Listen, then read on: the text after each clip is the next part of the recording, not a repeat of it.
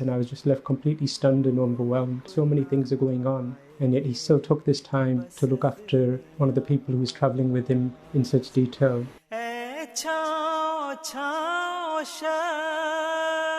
This tour has been extremely busy. I've already lost count of the amount of events. Just a few days ago I was thinking that within 9 days there had been at least 9 formal addresses of Hazur.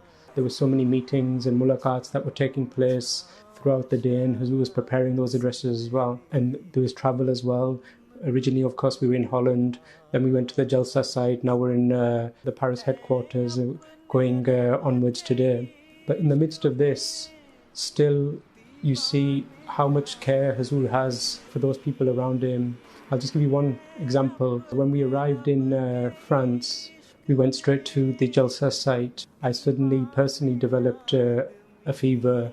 After Fajr, as Hazur was going back to his residence, he happened to see me, and he asked me how I was doing. And because that night I had been struggling, I mentioned to Hazur that Hazur, I wasn't feeling very well today. And Hazur mentioned, he said, take some homeopathy, take some paracetamol.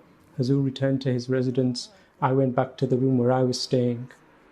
A few minutes later, I was left completely dumbfounded. I heard a door open into the corridor leading to my room, and I suddenly heard Hazur's voice, and he said, Abid, quite loudly.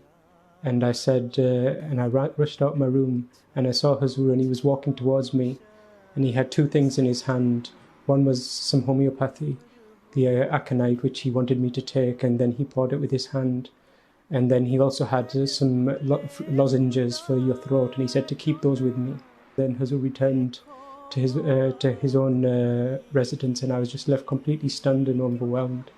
But Hazur is so busy, so many things are going on, and yet he still took this time to look after one of the people who was travelling with him in such detail.